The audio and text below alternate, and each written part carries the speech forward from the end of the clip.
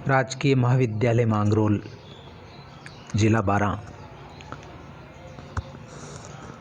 के ई क्लासरूम में आप सभी का स्वागत है। मैं हरिराम भारती, सहायक आचार्य हिंदी साहित्य,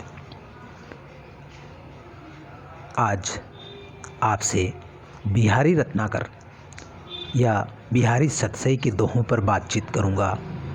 हम बिहारी सतसई के कुछ दोहों की व्याख्या को समझने का प्रयास करेंगे।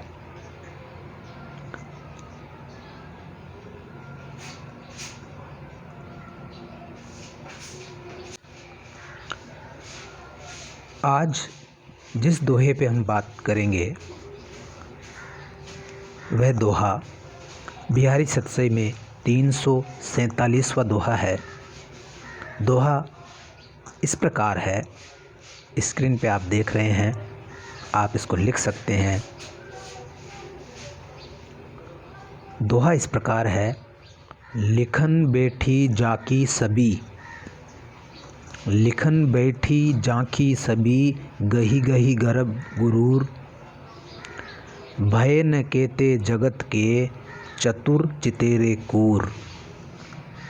लिखन बैठी जाकी सभी, गही गही गर्भ गुरूर, भय न केते जगत के चतुर चितेरे कूर। यहाँ आप देख रहे हैं कि लिखने का अर्थ यहाँ पर है चित्र उकेरना या चित्र, किसी कैनवास पर चित्र को बनाना या उसका किसी व्यक्ति का पोर्ट्रेट बनाना, जिसको व्यक्ति चित्र कहते हैं, वो बनाना।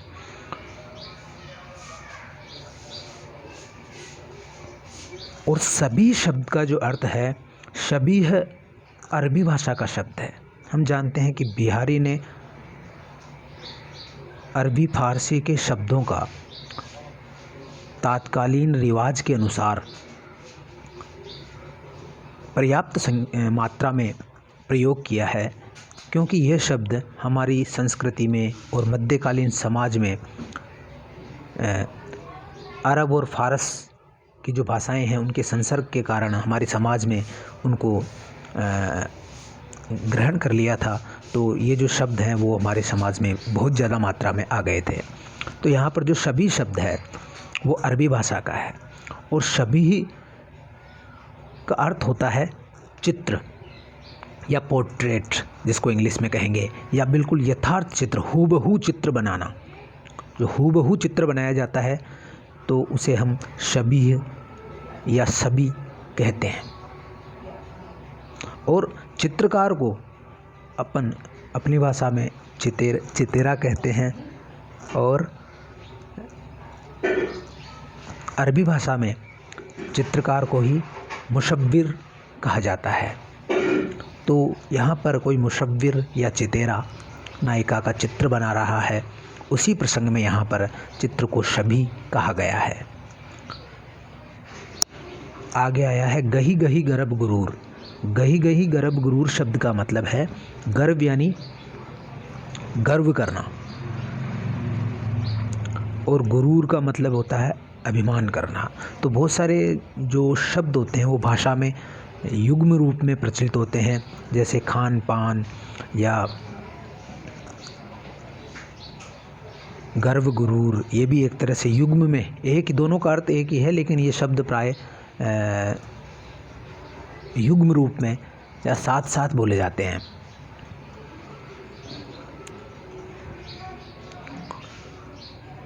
तो यहाँ पर वही उसी प्रथा का अनुसरण बिहारी ने किया है। और यहाँ गर्व शब्द भाषा का है, जिसका अर्थ होता है गर्व, और गुरूर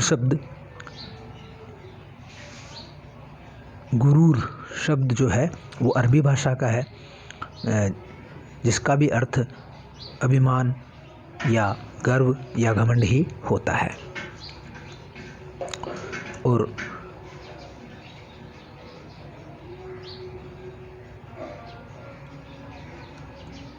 गही गही यानी ग्रस्त होकर के, गर्व और अभिमान से ग्रस्त होकर के चित्रकारों ने नायिका का चित्र बनाना शुरू किया। बैठे, चित्र बनाने के लिए बैठे। भय न केते जगत के चतुर चितेरे कूर। और कितने ऐसे जो चतुर चितेरे थे, जो स्वयं को बहुत ही चतुर समझते थे, जिनको अपनी क्षमता पर अभिमान था, ऐसे जो चतुर है,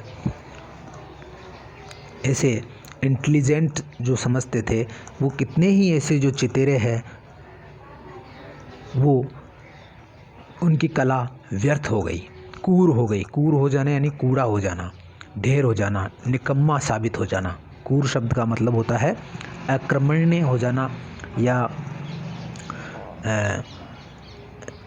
उनकी बुद्धि हत हो जाना, या उनकी कला विदलित हो जाना, या विकृत हो जाना, मूढ़ हो जाना, खुद को मूर्ख साबित कर देना। कूर शब्द का मतलब है स्वयं को मूर्ख साबित कर देना। ऐसा दुस्साहस करके स्वयं को चितेरे मूर्ख साबित कर रहे हैं, जो कि बड़े ही गर्व और गुमान से चित्र बनाने बैठे थे नायिका का। लेकिन वो उसकी छवि कुछ ऐसी थी कि उसके सौंदर्य की जो परवाज़ है, उड़ान है, वो चित्र में कैद नहीं हो पा रही थी। इसके कारण से वो मूढ़मति से चितेरे रह जाते हैं। यह भाव यहाँ प्रकट किया गया है। अब यहाँ पर हम देखते हैं कि जो कूर शब्द है, कूर शब्द का यहाँ पर एक अर्थ तो यह है कि उनकी चितेरे भय चितेरे कूर, यानी कि चितेरे कूर हो गए, यानी मूढ़मती हो गए, इनकी बुद्धि विदलित हो गई, विकृत हो गई, और उन्हें समझ में नहीं आया कि हमने अब तक जो चित्र बनाए, इतने अभ्यास किया, उसका क्या हुआ। बात करें हम यदि प्रसंग की, कि तो किस प्रसंग में ये बात कही गई है, तो यहाँ पर ऐसी नायिका का वर्णन है जिसमें अभी यौवन आ रहा है, पल पल परिवर्तित उसका जो सौंदर्य है उसका वर्णन किया गया है। उसमें यौवन अंकुरित हो रहा है और पल पल उसका शरीर क्षण क्षण परिवर्तित हो रहा है, बढ़ रहा है, और शरीर की कांति बढ़ रही है।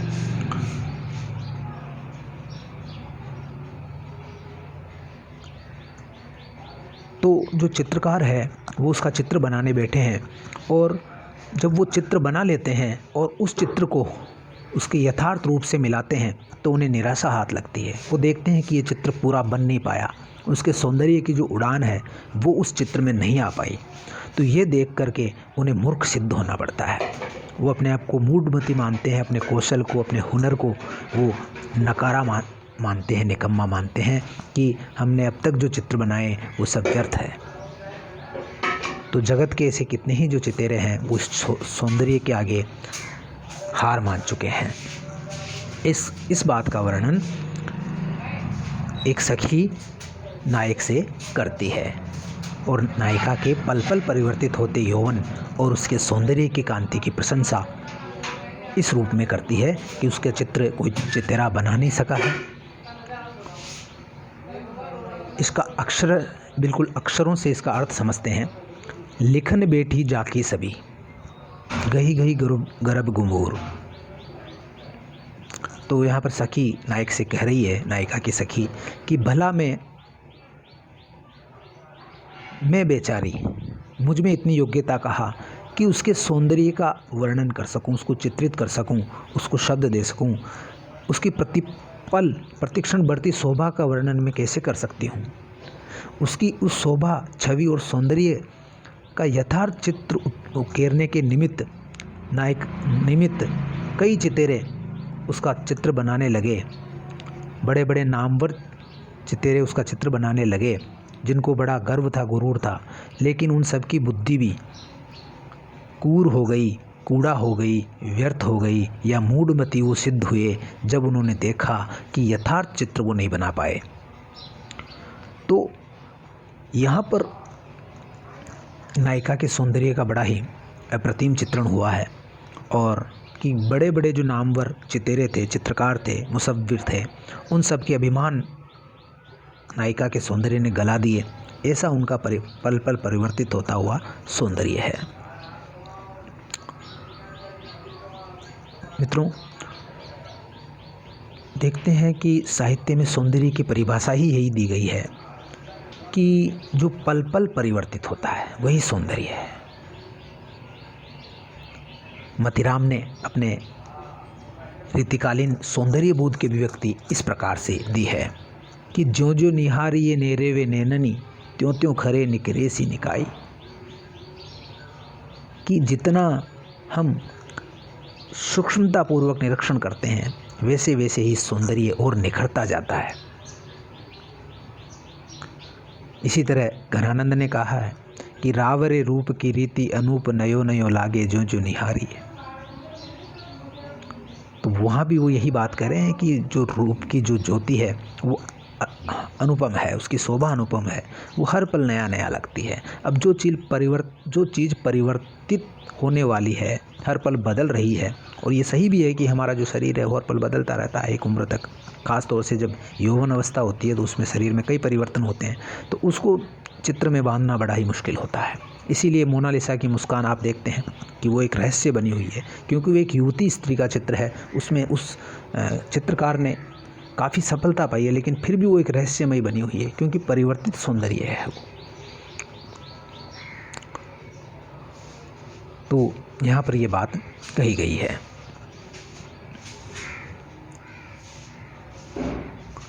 यहाँ पर यह भी सिद्ध हुआ है कि जो सौंदर्य सत्य है और सत्य ही सौंदर्य है,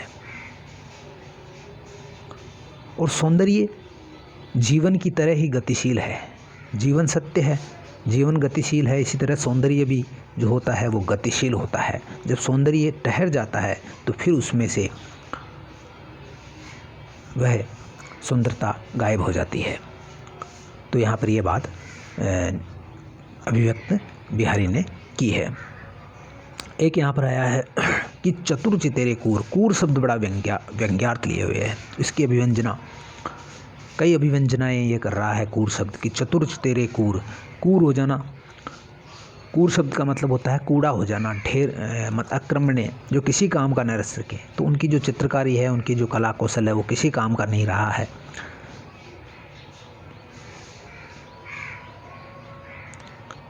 इस शब्द का प्रयोग मीराबाई ने भी बहुत अच्छा किया है अपने एक पद में। उन्होंने कहा है कि तुम्हारे देश के अंदर, राणा जी, तुम्हारे देश के अंदर कोई भी साधु नहीं है, सब लोग कूड़े के समान है, जिनमें कोई भक्ति का रस नहीं है,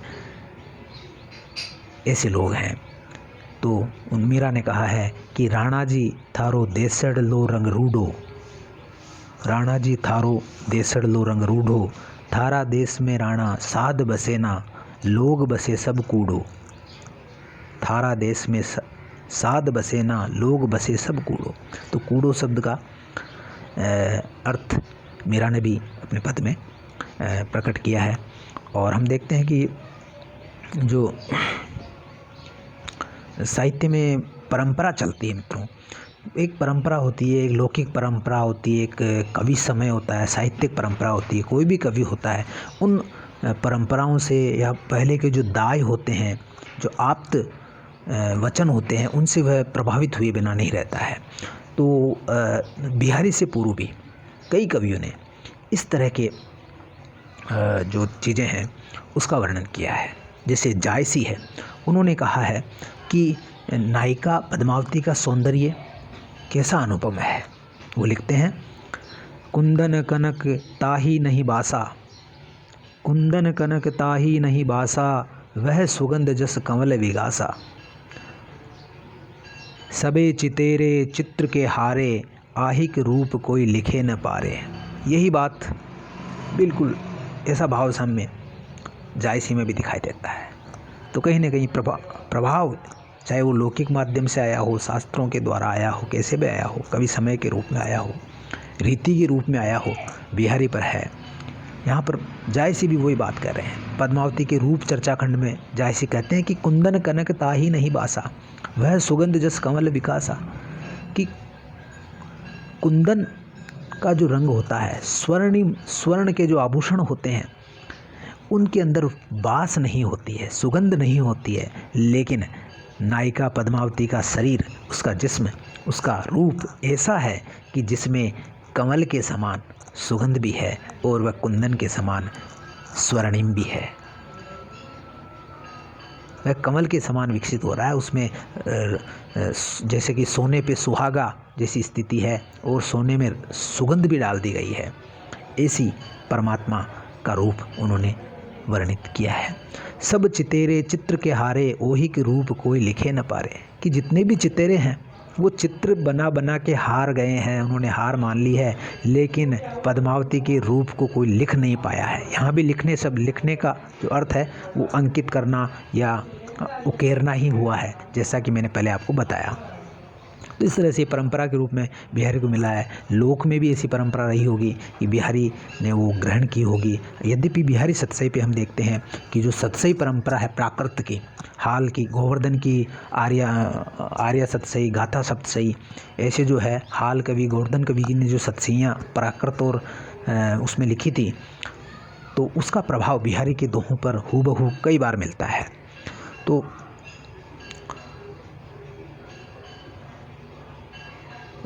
यहाँ पर हम देखते हैं कि जो एक दूसरी अगर प्रसंग से हम देखें तो जो नायिका होती है वो बड़ी चंचल है।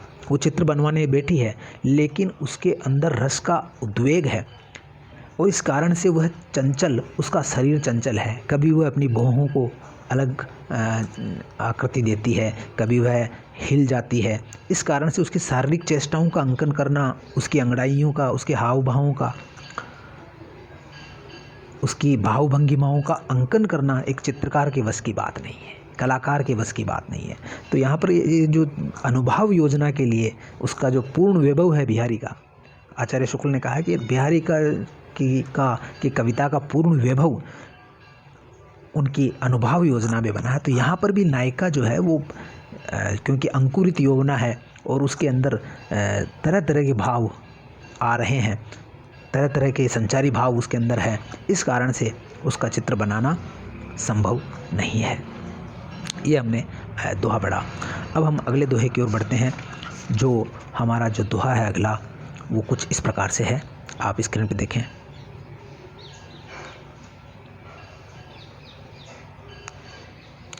अगला आप दोहा देख रहे हैं, दोहा संख्या है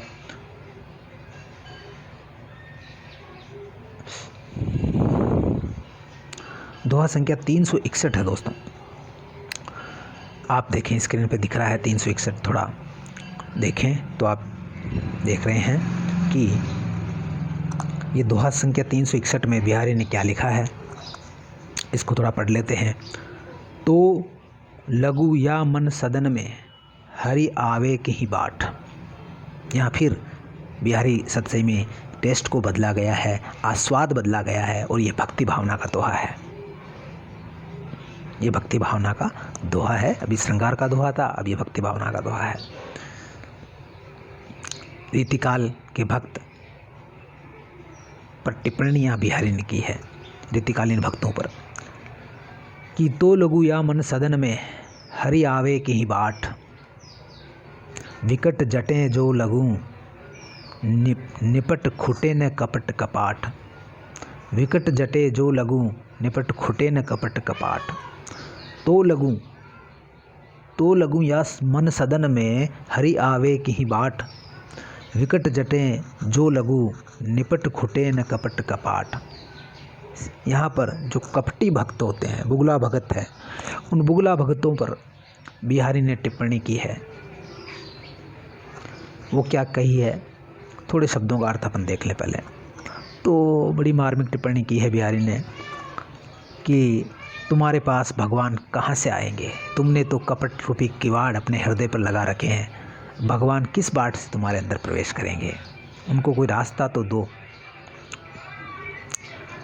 ये यहाँ हम देख रहे हैं कि जो लगू, तो लगूं, जो लगू, दो शब्द आए, ऊपर की लाइन में आया है, पंक्ति में आया तो लगू, नीचे आया जो लगू। इसका मतलब है कि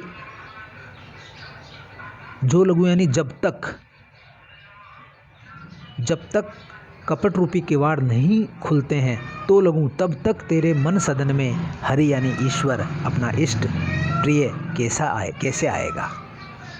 ये बात है कि जब तक और तब तक, कि जब तक बहुत ही विकट रूप से जुड़े हुए, जो दृढ़ मजबूती से जुड़े हुए कपट रूपी किवाड़ हैं वो नहीं खुलते हैं, तब तक तेरे हृदय में मन सदन में हरि किस रास्ते से अंदर प्रवेश करेंगे। यह बात यहाँ कही गई है। तो यह एक तरह से क्रिया विशेषण है, तो लगूं जो लगूं, है ना। आगे देखते हैं। फिर आया है निपट विकट, यानी निपट विकट का अत्यंत मजबूती से जुड़े हुए, चटे यानी जुड़े हुए किवाड़, और खुटे यानी खुलना। खुटे शब्द का मतलब होता है खुलना, और जटे शब्द का मतलब होता है जुड़े हुए, जड़े हुए, आपस में जड़े हुए हैं और बहुत ही मजबूती से जुड़े हुए हैं। तो उसको यहाँ उस भाव को प्रकट किया गया है कि जो कपटता जो होती है वो किस तरह से घर किए रहती है, उसको यहाँ भाव व्यंजित किया गया है।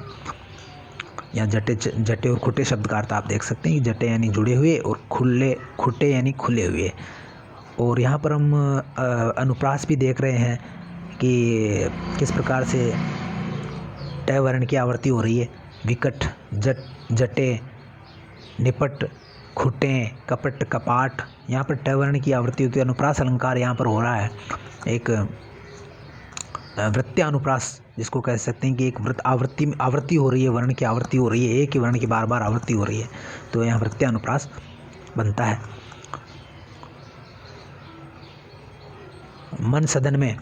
मन रूपी सदन में यहाँ पर मन पर, भक्त के मन पर सदन का आरोप हो रहा है, तो यहाँ पर रूपक अलंकार है। मन सदन में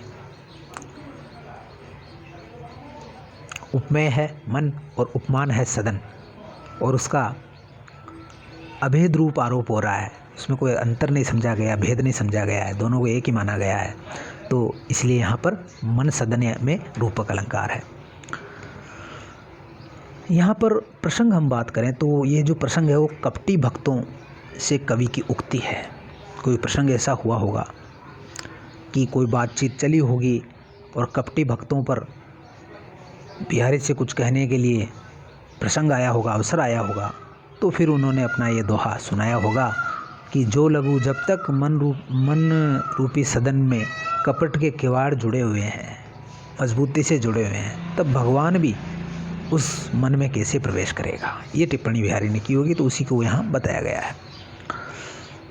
इसका अक्षरशः हम अर्थ समझ लें कि जो लगू मन सदन में हरि आवे की ही बाट, विकट जटे जो लगू निपट खुटे न कपट कपाट।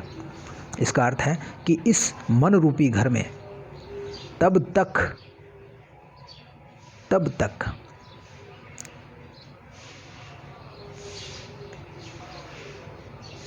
ईश्वर नहीं आ सकते। मन रूपी घर में ईश्वर तब तक नहीं आ सकते जब तक कि ये जो कपट रूपी किवाड़ है ये नहीं खुल जाते, और ये किवाड़ विकट रूप से जुड़े हुए हैं। ये बात यहाँ बिहारी ने कही है।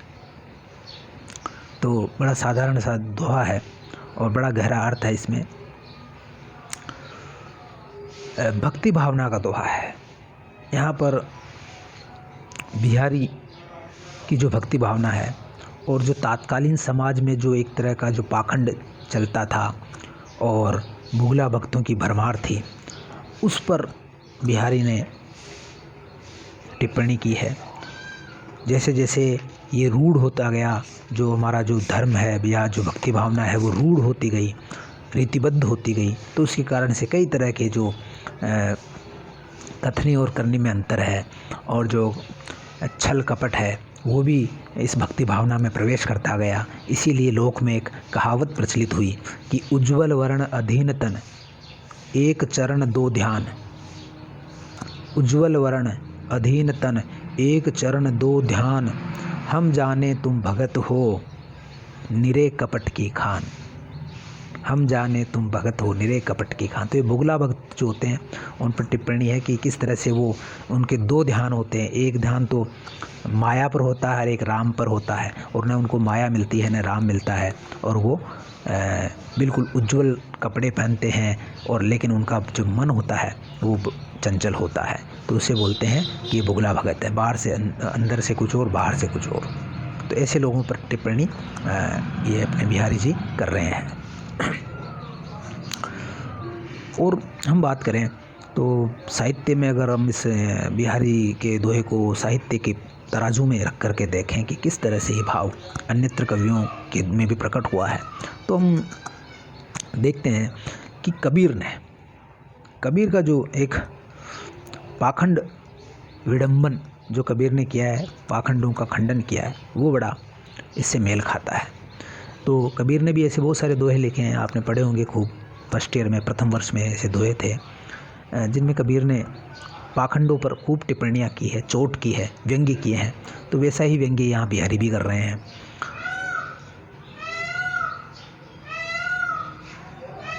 एक रूपक कबीर का बड़ा अच्छा है, कली कनेर की।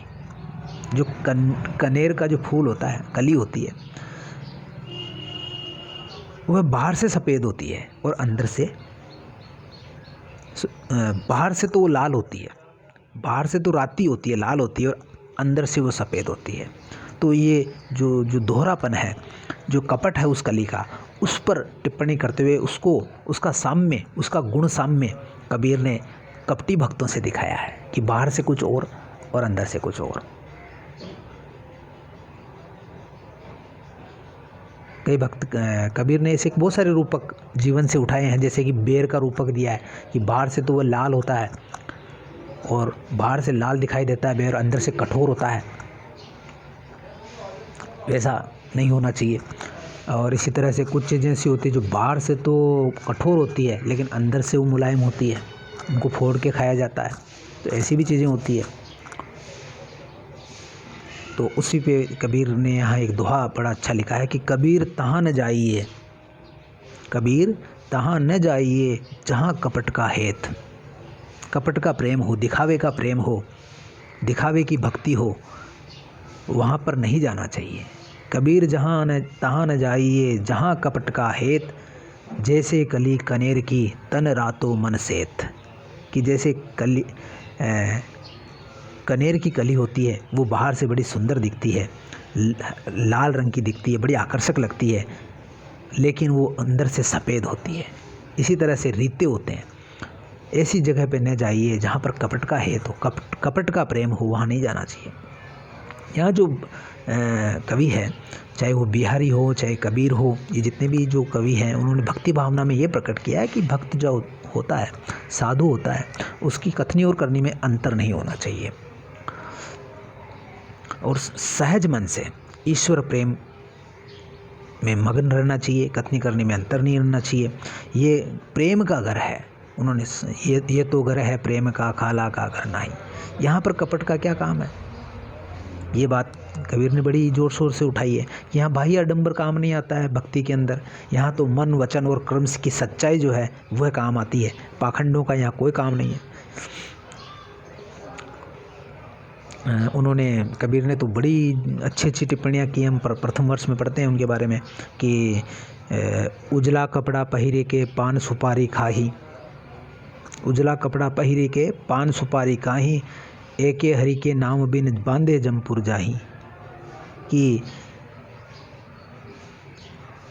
केवल उजले कपड़े पहन लेने से, साधुओं के समान उजले उजले कपड़े पहन लेने से, साफ सफाई से, बाह्य आडंबर से और पान सुपारी खाने से ईश्वर नहीं मिलता। ईश्वर मिलता है हरि के नाम से। उसके नाम सुमरण से ही ईश्वर मिल सकता है, उसकी अनुभूति हो सकती है। और ऐसे लोग जो बाहरी दिखावा करते हैं, वो बंद करके, मोह वासना में बंद करके सीधे यमपुर की यात्रा करते हैं, ऐसा कबीर ने कहा है। तो वही बात यहाँ कह रहे हैं कि भाई ये हरि आवे कहीं बाट, वो तेरे पास किस रास्ते से आए? तूने तो अपने मन रूपी किवाड़ बंद कर रखे हैं, उनमें कैसे ईश्वर आएगा? तो ये जो प्रेम का मार्ग है, प्रेम और भक्ति का मार्ग है, इसमें कपट का कोई काम नहीं है। अब बात करें यहाँ पर रीतिकाल के कवियों की, तो रीतिकाल के कवियों में भी इस कपट का चित्रण किया है कि भाई कपट नहीं होनी चाहिए, प्रेम चाहे ईश्वर से हो चाहे वो सांसारिक प्रेम हो, उसमें कपट का क्या काम है। घनानंद जी का आपने पद पढ़ा है, वो 12वीं में पढ़ा है, पर और भी कई कक्षाओं में पढ़ा होगा कि अति सूदो स्नेह को मार्ग है।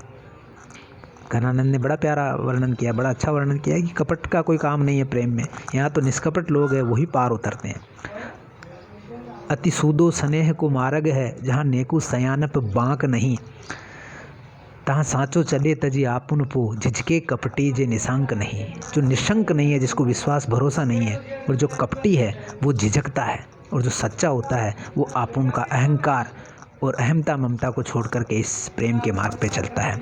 तो ये बात उन्होंने कही है कि सांचो चले तजी आपुन पो, झिझके कपटी जे निशंक नहीं, अति सूदो स्नेह को मार्ग है। यहाँ पे इसमें बिल्कुल भी बांकपन नहीं है, चालाकी चातुर्य का काम नहीं है, बड़ा सीधा स्नेह प्रेम भक्ति का मार्ग बड़ा सीधा है, ये बात उन्होंने कही है। तो ये जो समर्पण भाव है, एक जो शरणागति का भाव है, उसमें कपट का कोई काम नहीं है। तो ये भक्तों की विशेषता है कि जो भक्ति है वो शरणागति को ही भक्ति कहा है, कि सब कुछ भगवान को शरण में चले जाना, सब कुछ छोड़ करके अपनी अहमता ममता सब कुछ छोड़ के भगवान की शरण ग्रहण करना ही सच्ची भक्ति है। तो मित्रों, प्यारे विद्यार्थियों, आज का पाठ यहाँ समाप्त करते हैं। कल हम बिहारी के फिर कुछ दोहे लेकर के हाजिर होते हैं। तब तक के लिए मुझे अनुमति दीजिए। मैं इस संदेश के साथ आपको छोड़े जाता हूँ कि हिंद देश के निवासी सब जन एक है, रंग रूप वेशभूषा चाहे अनेक है। प्यार से रहिए, अपना हुनर बढ़ाइए, अपनी शिक्षा को बढ़ाइए। शिक्षा ही हमारी मुक्ति है। जय हिंद, जय भारत।